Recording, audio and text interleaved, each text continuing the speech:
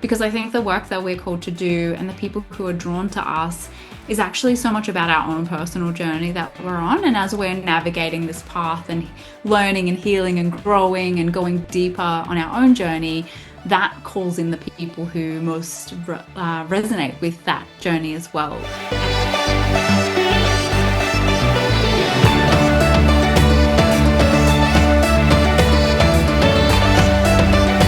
Welcome to Confidently Visible, the podcast that helps you move through visibility blocks, including fear, resistance, and overwhelm, to share life-changing work with the world and grow your business and attract more beautifully aligned clients that rave about your work.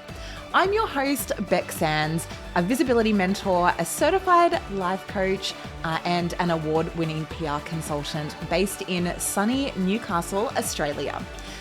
Let me guide you on how to show up as your unique self, to share your incredible work, and to grow your audience with more consistency, ease, and flow.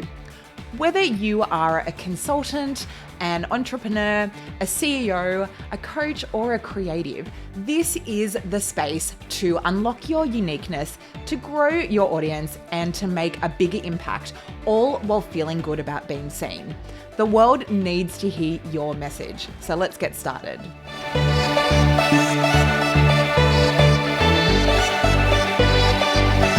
Welcome to the latest episode of the Confidently Visible podcast. It is so good to be here with you today.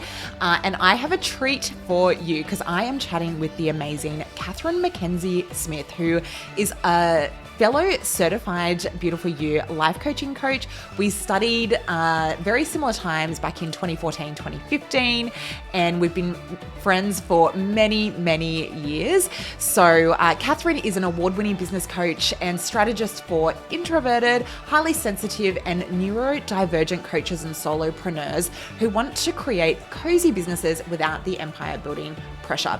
Katherine and I chat about all things building a coaching business, building your visibility as an introvert, and so much more. So I absolutely cannot wait to bring you this episode. Let's get into it.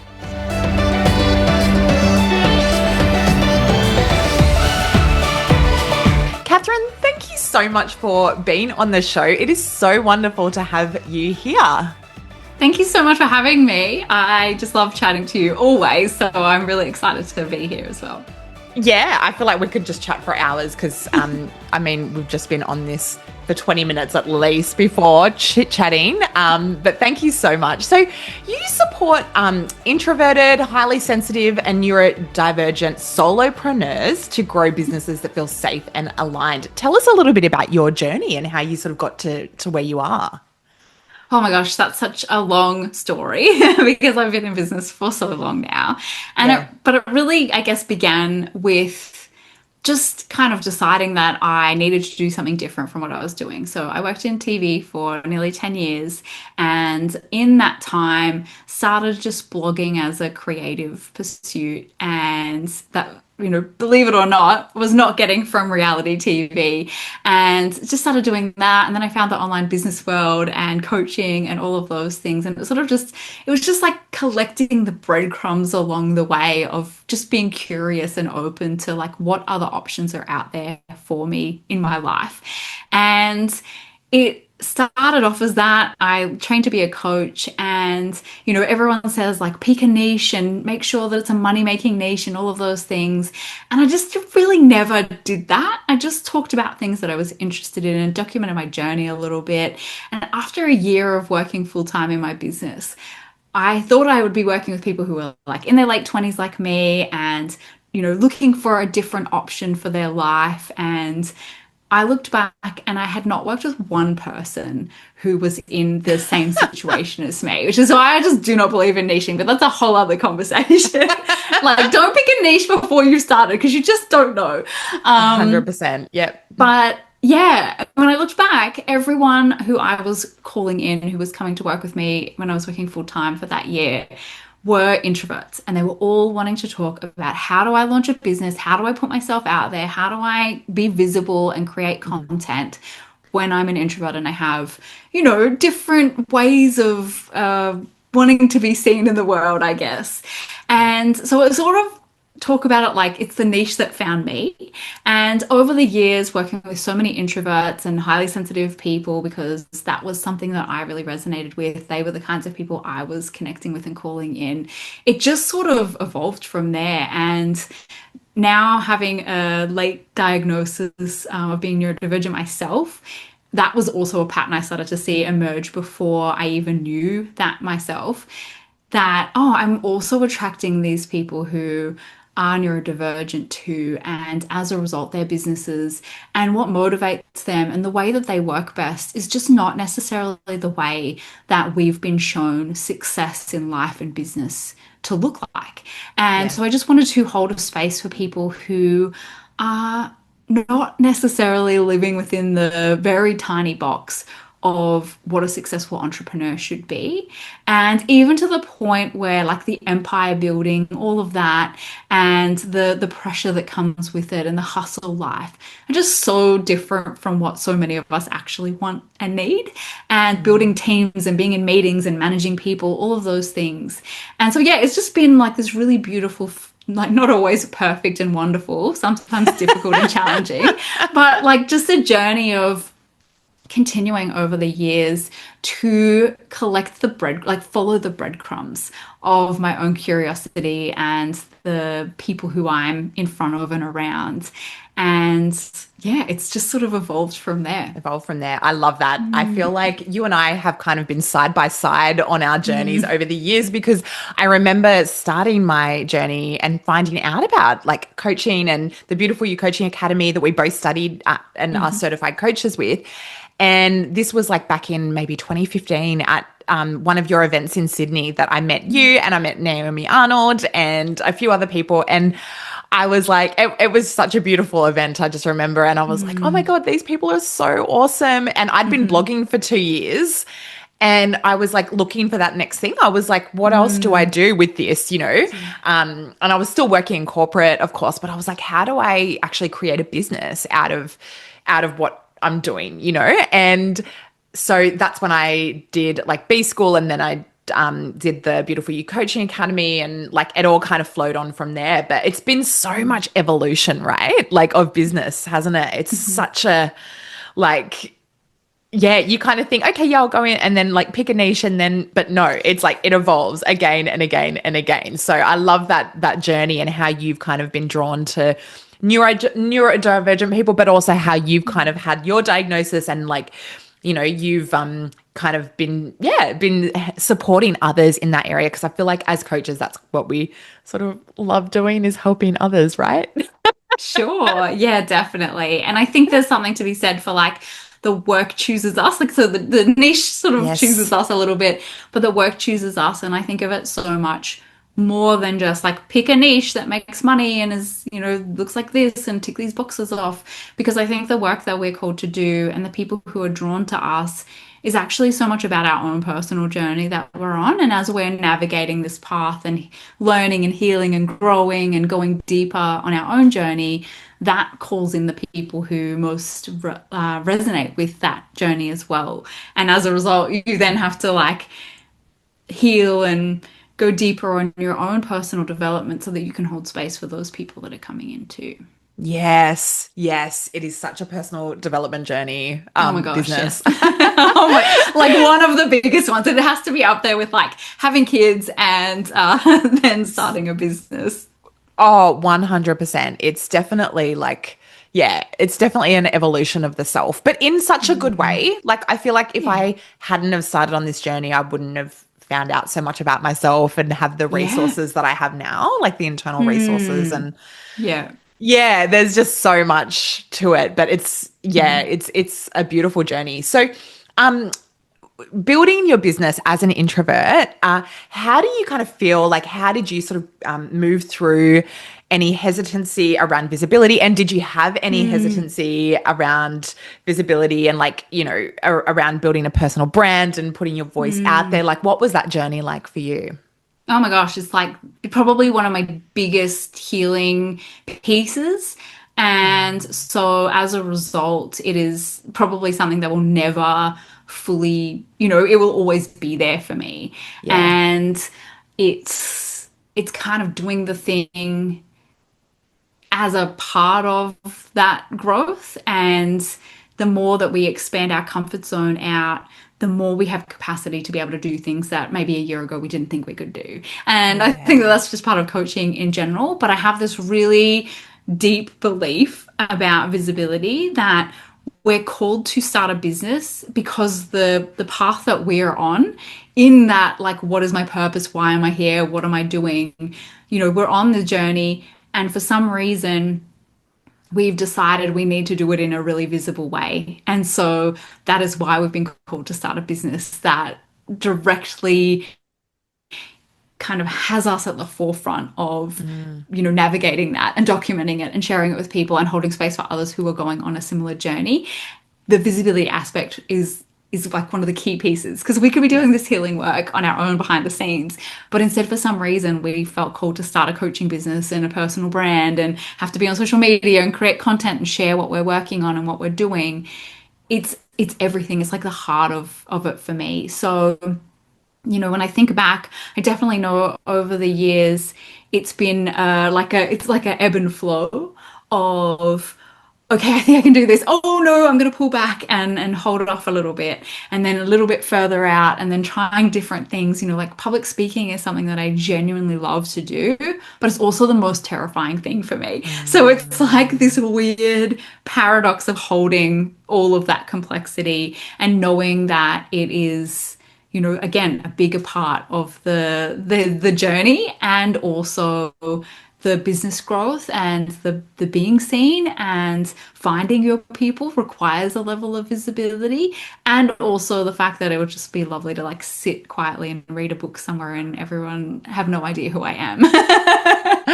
Absolutely. I do feel, I mean, the paradox that you mentioned, this is such a huge thing that's been coming up this year, Mm, particularly for me, is holding those dualities. So like mm, things are really, really amazing in one area, and then you've got a huge challenge, like bigger than you've ever mm, faced in like another area. And it's almost like the bigger you grow, like the more you grow and the more growth mm. that you have, it's almost like the more you have to hold on both sides. Yeah. It's like, being able to hold the growth, but also the challenges that come with more growth, Hmm. and Yeah. similarly, having the visibility and having the business, but then Hmm. also being able to hold the consistency that requires, and like being Mm. able to show up, no matter what, like, and despite how you kind of feel. Like, there's just so many dualities there. And so that paradox, I feel like that really speaks to me of what you were saying. But yeah, for me too, it was such a huge growth edge and still is at every new Yeah. level. Like, Yeah. and I feel like I'm not an introvert. Like, I'm definitely an extrovert, although I love my alone time. Don't get me wrong. I love my alone time. But like, but even still, like, I have my own, fears and reservations and insecurities and Mm. whatever. And like, when I do show up, sometimes all that comes up, particularly if it's a whole new kind of thing that I'm trying. So, Yeah. yeah. And like, when you're putting your own work out there, it's also completely different to, say, being a spokesperson for a corporate, where it's like Yeah. kind of removed. Whereas when Yeah. you've got your own creative work and you're putting that out there, yeah, Mm. it almost requires like experience to then be able to move through that fear of the judgment. And like, you just end up like, it gets easier and easier and easier, would you say? Yeah, I think what you said is really accurate in terms of, like, as you hit another level, you just get exposed to new things that you have to grow into. And I think that for people who are just starting out, for example, and we just talked about this before, like Yeah. there's maybe this belief of like, oh, if I just hit this many followers, if I just get this, my first paying client, everything will be easier after that. And it's like, Yeah. sure, because you've just hit level one, you've just gone through the boss fight, of level Yeah. one. But guess what? Now you're on level two, and there are new challenges that come with that. And I think Yeah. that that never really goes away. And so I talk about business as like a quest, and it's not Yes. necessarily about getting to the end of the journey. It's so much about the things that we learn and collect and grow into and experience along the way. Because if we're thinking of this as like, well, this is what I do, this is my next 20 or 30 or 40 years. It's not just going to be like, oh, I just start an Instagram account and tell people that I'm working with people and then like that's it, I'm done. You know, No, it's it's not. so much more than that. Yeah. And you actually just reminded me of something I used to say really, really early on in my business, that like starting your own business and putting your work out there and putting yourself out there in the way you do when you're a personal brand and you're doing it that way is basically like putting yourself on a platter and being like, here, everyone, please judge Yeah. me. Please, you know, please come and work with me. Please do that. And there's like a lot of stuff that comes up with that. Of course, like as a part of our base survival needs, we want to fit in. We want to not be rejected from the herd, and like we're literally putting ourselves out there asking for that a little bit. And so of Yeah, course it's going to be scary for everyone. And it's like almost exactly. if you're not scared, like what is some magical power that you have that the rest of Yeah, us don't have? 100%. You're like this magical unicorn. Yeah. I don't care if you're an introvert or an extrovert, like everyone Yeah. has that base fear of like, what if I get rejected?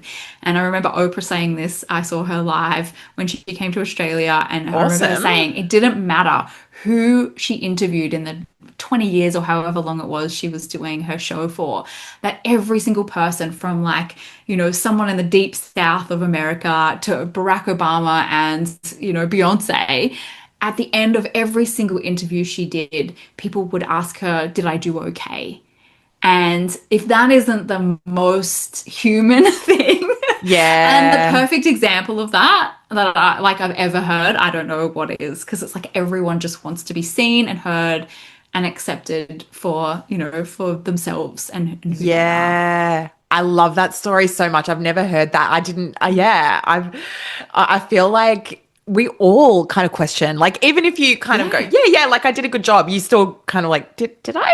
Yeah, and they're like, oh, but what about that one moment where I forgot what I wanted to say or I used the wrong word? You know, we're always so judgmental of ourselves, I think, as well. We're our own biggest critics. For And sure. so, yeah, I mean, 100%. I even like when I first started, because this is my third podcast. So I had the Career Pivot podcast. I feel like I interviewed you on that. I definitely did. I'm sure I did Yeah, a few years ago. possibly. Yeah.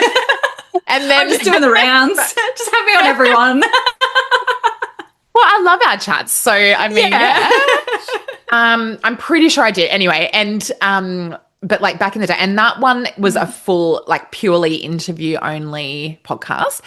Second podcast, the Thought Leader Show, which I had with my husband, and then that was usually us and another person. And logistically that was very difficult to organize, which is why I was like, in the end, I was like, I'm gonna have my own Nah. podcast. And Yeah, I get it. very hard to organize three people's calendars for interviews. And then the third, so this is my third one, and this is the first time that it's really just been me. I mean, I do have a few, like obviously we are doing an interview now, but like it's me, like a few episodes of me and then an interview. And then, and we're like, I feel like this might be the 14th episode that we're recording, something like that. But, it's like even getting to that, it's been a whole nother challenge of like, oh, do I sound okay? Like, like listening back and then going, oh no, God, I hate the sound of my own voice. All these things. Yeah. And you kind of go, wow, like that's another level of resistance that's coming up. And I'm like, it sounds fine. Like, just get over it, like keep going. Like, it'll help someone who wants to hear it, Yeah. And I think that just goes down to like, we are our own biggest critics. Like, it doesn't matter how many times you've done something as well. Like, we'll always just kind of go, oh, like, was that okay? Did I do okay? Like, or have that kind of critical eye on it. And I think, yeah, we've just all got to be kinder to ourselves and just accept that that's kind of a natural thing that Yeah, that's humans part of it. have. Yeah. Yeah, so like do it anyway. Like that's the whole thing, because I think there's so many people out there who aren't doing the thing that they really want to do because they're letting that be bigger than, they're letting the fear be bigger than their desire to just do the thing that they want to do. And you almost have to find like a level of liberation or like okay, I'm just going to move through this and let it pass, because what I want to do, what I feel called to, is so much bigger than the fear. And that's what I've Yeah. always found. Even as an introvert, I remember the first time I ever spoke on stage and people coming up to me afterwards just being like, "Oh my gosh, that was so amazing." And I was like, I felt like a bumbling idiot the whole time, but thank you. And I had to like leave the room and go cry in the bathroom because people were being so lovely.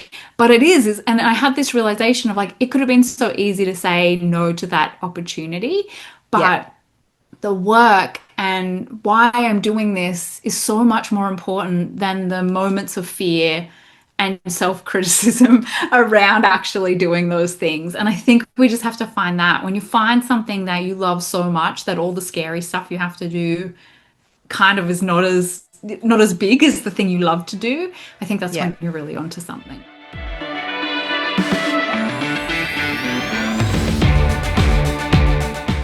I am interrupting this podcast episode to share that we have started a waitlist for our upcoming Confidently Visible speakers training sessions that we'll be hosting in Newcastle.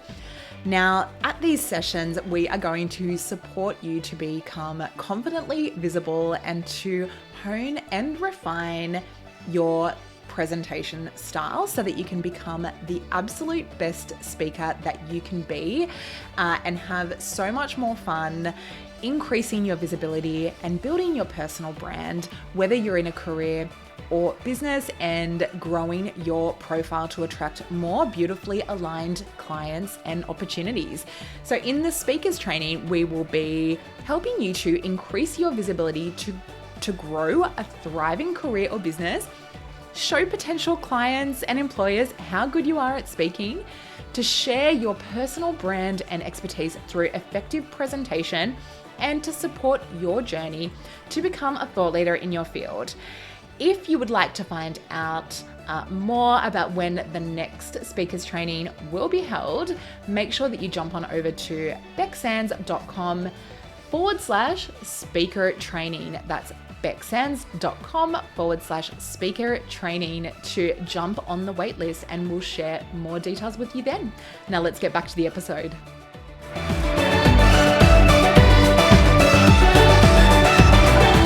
What are some of the ways that introverts could build a personal brand? Like, do you have any tips for introverted people that, identify as a little bit more introverted, that they can kind of put themselves out there a little bit more?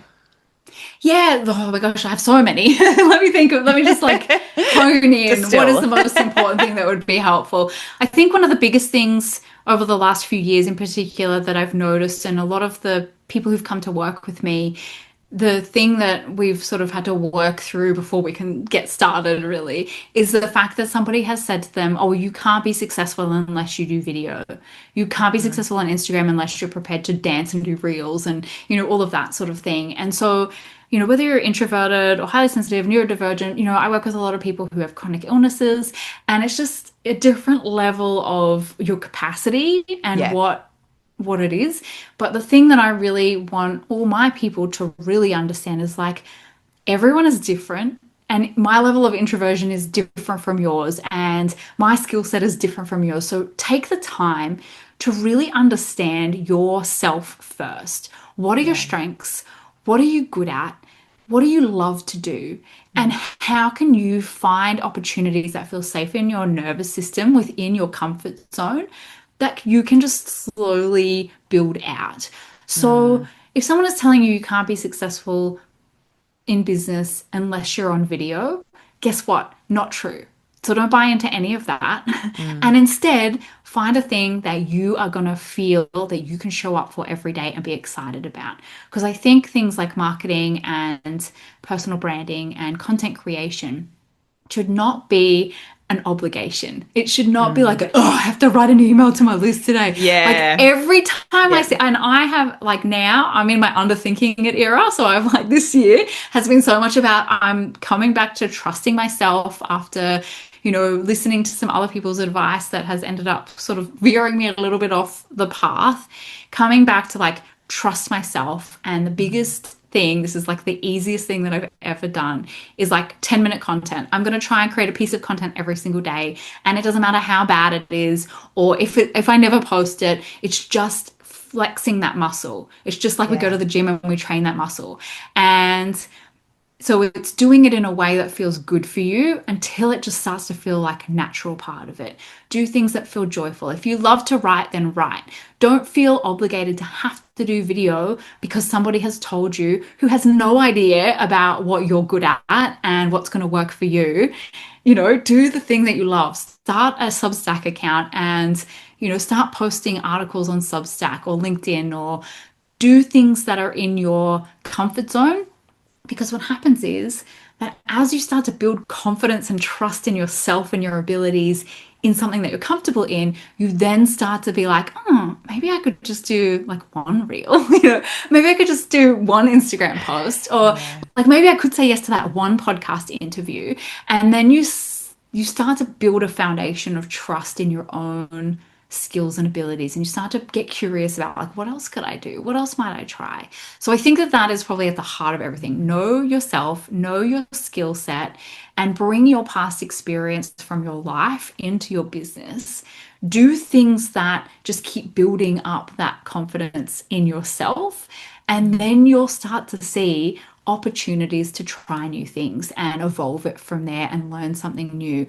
Because what I find a lot of introverted people in particular is that they've listened to someone who has different skills to them, and then they're either constantly shaming themselves for not wanting to do that or not feeling comfortable doing that, or they do it and it just doesn't work and it doesn't feel good and it doesn't land with the right people. And so instead it's like, find the things that you are good at, because guess what, your people are probably going to resonate more with that than seeing you dancing on reels trying to like, you know, I know no one does that anymore, but like that's what we all think about when it comes to I know what you reels. mean. Yeah, Like, never you wanted know, to do that. talking on camera and doing short form content.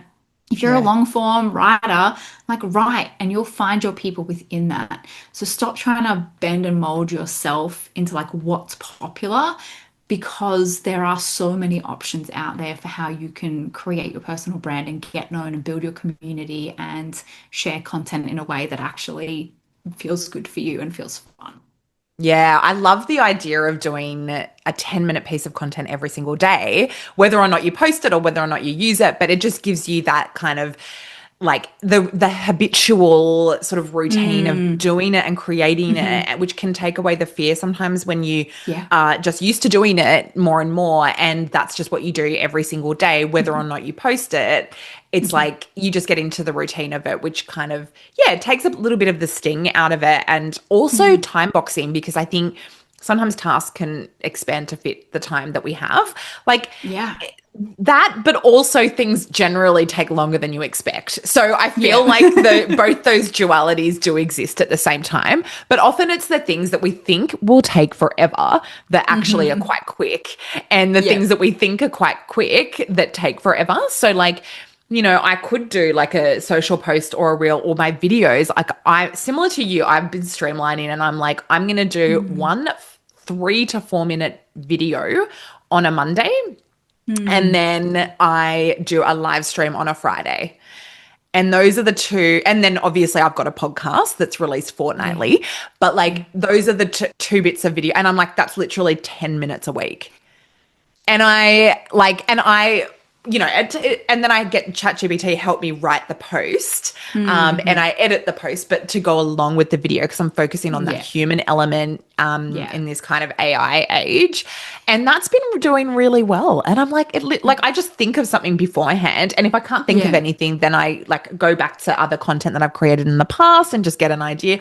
Or like I'll just look at, because I've just finished my book, and I'll just quickly open my book and go like, okay, great, that topic, you know, and like literally takes me 10 minutes a week now to do video content. But you know, I've got those in the diary. And so it's like Monday I do like the 3 to 4 minute video, Friday I do the live stream. And then like, and some weeks I can't do it because I'm out or doing something or whatever, but like the majority I do that. And then it's just habitual, and it takes the thinking out of it. And it's just something that I do, and I don't have to even yeah, like I feel nothing about, like, like I feel excited to chat with my audience, but I'm not like, Mm, oh, what am I going to post this week? What am I going to yeah. say?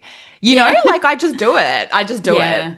You Yeah. know, I'm like, Yeah. I've got to go It's live. What's a topic? Okay, that done. Do you know what I mean? Like it takes me 3 seconds. Yeah. I think what happens is, and this is something I've been talking about on my podcast a bit, is for a lot of people who I think learnt, we've been around since we were like taking Yeah. photos of our food for Instagram, right? And Yeah. not using it for business. Yeah. But what I've had this theory that like a lot of people have learnt about online business from Instagram. And a lot of Yeah. the people who are like the gurus on Instagram are Instagram coaches and things like that. And no shade to Yeah. them at all. But what I think it's done is it's created this expectation that like, oh, if I just start an Instagram account and I just post, content, I'm going to get clients from that. And Yeah. Nah. absolutely, you can totally do that. But what I think has happened is it's created this expectation that's unrealistic and Yeah. also this entitlement of like, oh, I should just be able to post once a month and get clients from that. What it also does is it then makes that one post have so much pressure on it to be outstanding, to be perfect, to do all of the things and get the immediate return on investment.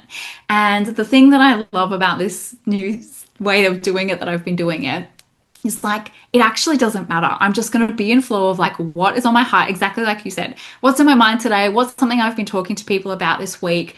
What's something in a piece of content, a bigger piece of content that I can pull out and turn into content? But it trains the muscle to not overthink it.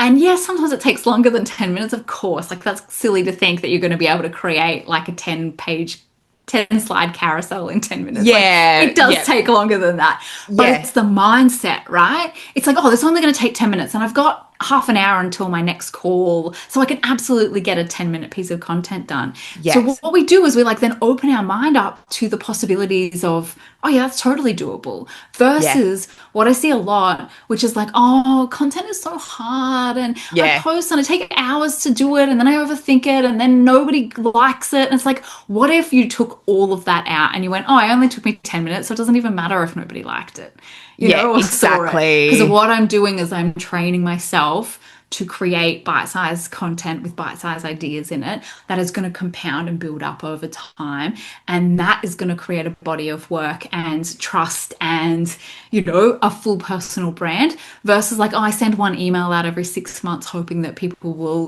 work with me from that. It's like, don't do that. Send it No. out regularly and build up that goodwill Yeah. with people so that when you do have a launch or you do have something to sell, people have been seeing you in their inbox or in their Instagram feed every single week showing up. And so you've built up all of this trust and goodwill with them that when you have something to offer, there's people who are probably there ready to go versus like, I send one email, but oh my gosh, this email is so important. It's like my whole year's worth of revenue in one email. Like that's just silly. It just makes it Yeah. so hard.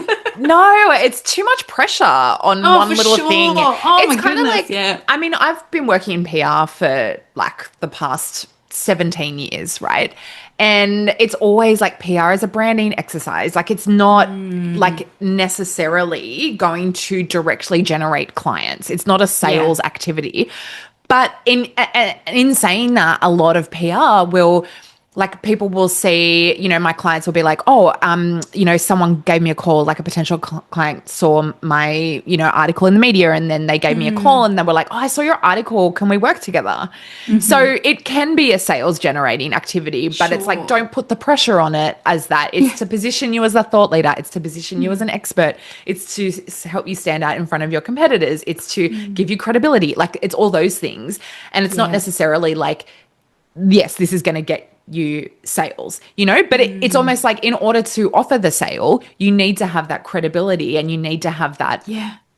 visibility to earn the ability to be able to offer the sale, like, Yeah, you have to build it up. You've got to yeah, like be credible, right? Otherwise, and yeah, like, now more than ever, I think this year or the past 12 months or so, more than ever, yes, a lot of conversation has been going around like the trust recession, and because people have been burnt so many times now Yeah. by different people they've worked with or programs or things that they've bought online. And so I almost feel like, and I don't know how you feel about this as someone in Yeah. PR and doing the work that you do, but it feels almost like a level playing field now because those guru people have reached a lot of people and made a lot of money, but they've also got a lot of people who are like, oh, I bought that course and it wasn't very good. I don't know Yeah. how I feel about you now. And I feel like everyone's talking about the trust recession, like, oh my God, it's so much harder now and all of these Yeah. things. And it's like, but also, has it leveled the playing field out a little bit for the little guys, for the new people, for the people with smaller audiences to actually be like, hey, I know there's a lot of noise out there. Let me show you how I'm different. Let me show you the results that you can get in this way that I'm not going to promise you the moon, but this is what I can help you with. And Yeah. it's such a weird thing. So it's like, yeah, you need to keep showing up. You need to keep proving that you're trustworthy, that you have something to say, which everybody does. You have something to say, you have something of value to offer. But telling ourselves like, oh, I hate creating content, I hate social media is not gonna help you cut through the noise Mm-mm. ever, but especially not right now where Mm. it's changed, the tide has changed, and you can't just send out an email and have, I mean, you can, but like it's not as easy as it It's not has as easy. been No. in the last 5 to 8 years. It's definitely changed now. And the way to change that is to show up and have genuine conversations on video and Yeah. create content that really helps people and show that you're someone that's going to keep showing up as well. Yeah, look, your And personal after they got your brand. money. Yeah, well, look, your personal brand. Yeah, this is true. But your personal brand really, it showcases like how you can, how your clients can trust you and why your clients should trust you, right? Yeah. Before they start working with you. And then, of course, social proof and like actually working with them and having referrals and like keeping your clients long term. Of course, all of those things that's what really helps you to have a thriving business. Yeah.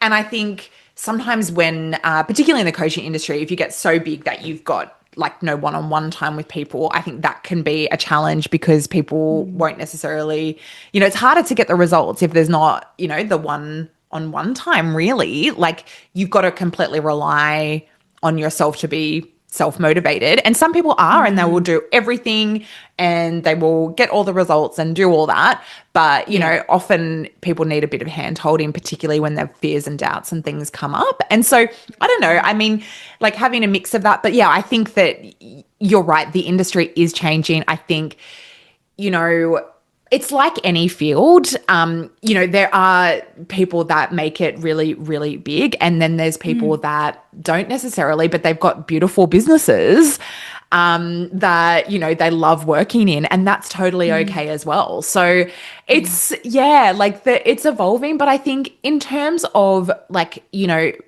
individual businesses, I feel like focus on your own lane. And if you've got a business that really works for you, then go with it. Like you don't need to have a million followers. I've kind of Yeah. felt like this. Like I'd rather not, honestly. Like I really like, I really, I love like having the business that I do, that mix of consulting and coaching.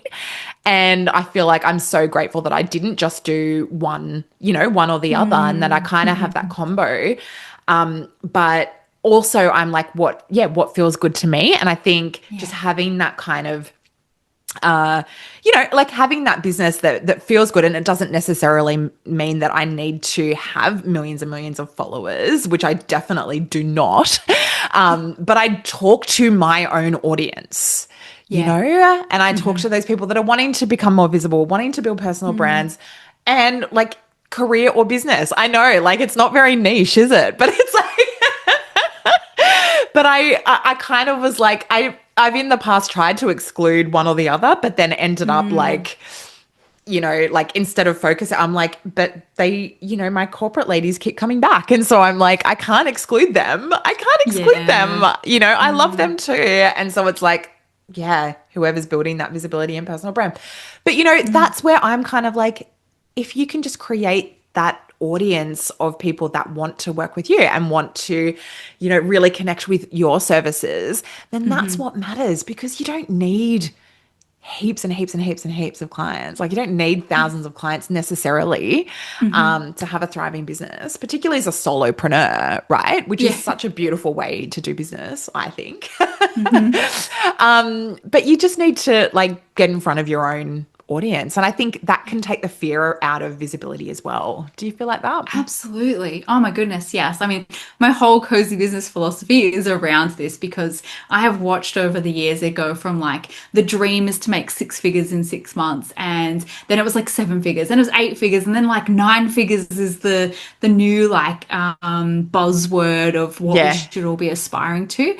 And the thing, I think I had this realization once I was talking to someone who was looking to join my program, and she mentioned that she was like wanting to help business owners with managing their cash flow because she'd just been talking to someone that had a $250,000 launch that cost them $240,000. And I remember, Oh, that's like my worst nightmare. I know, No. I remember, this was years ago now, and it's never gotten out of my brain, but it really was a drop of inspiration of this kind of cozy business idea that I've kind of come to, because I remember thinking like, can you imagine how exhausting that was to just make $10,000? But also on the smoke and mirrors of social media side, that person will probably talk about their $250,000 launch for their next launch to then make $500,000 or whatever that might be. And I hated that in TV, and I hate that in the media, and I hate it in the online business and coaching space. I remember having this like moment of just like, not only do I hate that part of the smoke and mirrors of it, but also like how exhausting that must be to make $10,000 and like have had to go through that big song and dance of spending that much money to make so little. And it really, over the years, it's kind of grown and grown and grown to the point where I was like, why is everyone talking now about building their business, their fempreneur empire? Like, I literally can't think of anything worse. Empires, like, by definition, are not sustainable. Empires fall like that. Yeah. To me, was like the moment where I just was like, I just want a cozy business. I want to make enough money that I can live a good life, that I can have my quiet mornings, that I can just chill out on days when I don't feel like working, that I can have systems set up where money is coming through, whether I'm at the computer or not, or I don't have to have meetings with my team and everything have to go through all these channels and I have to manage people. And, we did that with the gyms my partner had. And I just can't think of anything worse. And yet I think that's the standard that we have been told that's what success looks like. And so that was why I really shifted my messaging and everything from not just helping introverts build introvert friendly businesses, but actually like this cozy business philosophy of like, you can still be successful once you define what success looks like for you. And that for me is not having a 9-figure business and a team of 20 people that I have to manage and, have meetings with every day and all of that. It's actually like, I really just like working on my own, hanging out with my people, having a small tight knit community of dream clients, and like living a good life that's like super chill and not drama filled. Like, I'm so with you. Yeah, I'm so with you on that. I feel like my life is quite peaceful in that way. Yes. Like my work life is really peaceful. Yeah. And yeah, it's amazing. Yeah. But yeah, I feel like I am ambitious as well, but like it kind of frees me up. Having that peaceful, consistent business kind of frees me up to be able to do that stuff, like just finish my book and like, and do the creative work that I really want to do, but then still have the lifestyle. Like I can, like you said, like take a morning off, take a day off if you want to, if you're not feeling it. And and just be flexible throughout the week and not have to, be there at the desk all the hours. Because that to me feels like just worth like a job, really. Like, and the thing is, like, you can make good money when you don't have massive overheads and have to pay a whole team and do all of the things that look successful, like on social media.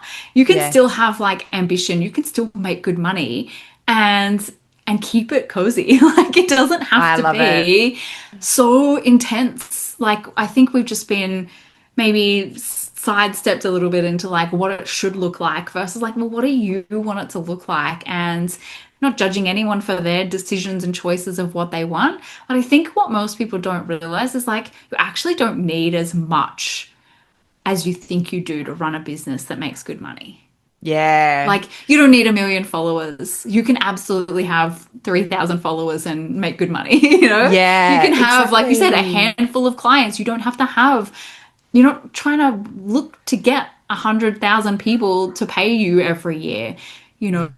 Yeah, I just think we've gone a little bit off track in terms of like, well, what does success mean anyway? It's not getting Yeah. up at 4 a.m. It's definitely not being in meetings all day. That's definitely not my version. I don't need to be jet setting around on a private plane. Like, this is like find No. it within yourself and then find the strategies and systems that are going to help you to build that without having to get bought into like what success is because social media told you. I I could so rant about this all agree. day. Oh my God, I love it. I so agree. All right. I feel like I could chat with you all day, but yeah, I feel like we've gone over time. So I'm going to ask your final question. So what is one thing that, you know, the introverted woman who feels like she has something powerful to share? What's one thing that you could leave her with today? She wants to share. She knows she's got work to share, but she kind of fears being seen. What's one piece of wisdom that you could leave her with? No one is going to pay as much attention as you are to what you are creating. And I say this in lots of different ways, and I've had people say like, "Oh, that's so disheartening." And I don't mean it like that. I think that, like we've already talked about, we're so self-critical and we put so much spotlight on the things that we're doing that if you start small, and this is why I love documenting your journey, this is why I love underthinking content. If you start small by just putting things out there, guess what? You get to just play and have fun because no one's paying any attention. You don't, you know, you've got 30 followers or you've got no followers. Everyone starts at zero. So just start doing things, let go of attachment to the outcome, and remember that every little thing you do, you're taking another step forward and it will build and your capacity will expand with that. So if right now it feels scary to stand on a stage in front of 1,000 people or to share something about your personal journey with the whole internet, don't worry about that because you're not there yet. So Yeah. start small, knowing that that might be something that happens in 5 years' time or 6 months' time, but it will happen when you're ready for it too. And so if you don't feel ready yet, take the tiniest little step. I call them micro momentum steps. That is going to just feel like something is happening and that you're starting to make a change, because that then goes from here and then you're here. And then next week you try something new and you start to build out. And then one day you're going to be speaking on stage in front of 1,000 people. And yeah, it's going to still be a bit scary because it's something you've never done before, but you would never have got to that point if you hadn't taken that tiny little step a year ago. And I think that, I mean, hopefully everyone can take that, but especially for my introverts, my overthinkers, the people who are so worried about all the potential outcomes, we don't get a say in what really happens. All we can do is take that first step. Oh, I love that so much. Thank you so much for sharing that. And where can we find out more about you? Easiest place is Instagram at Miss_KMS. I have a community called the Cozy Business Common Room that is just like so much fun, and we're all just in there kind of, I think of it as literally sitting around a fireplace. You know, everyone's got a warm beverage and we just sit around and talk about what we're working on, what we're trying in a really cozy space. So I will give you the links and things so that they can be in the show notes, but it is school.com/cozy-business if anyone is interested in that. Yeah, they're probably the best places to find me. Oh, and I have a podcast, Cozy Business with Katherine, which you're listening to the podcast. So it might even just be easy to pop out into the app after you finish this and find me over there. Love it. Thank you so, so much. Thank you so much for having me. I love this conversation so much.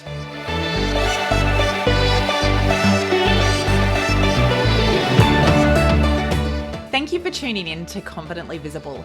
I hope today's conversation inspired you to show up boldly, to share your unique gifts with courage, and to move through the visibility blocks that are holding you back. If you loved this episode, make sure that you're subscribed to the podcast, leave a rating and a review, and share it with a friend who needs to hear this. And if you're ready to become confidently visible in your business, head over to becksands.com to join my email list and to connect on LinkedIn, Instagram, and Facebook. Until next time, keep showing up as the amazing, unique you that the world needs.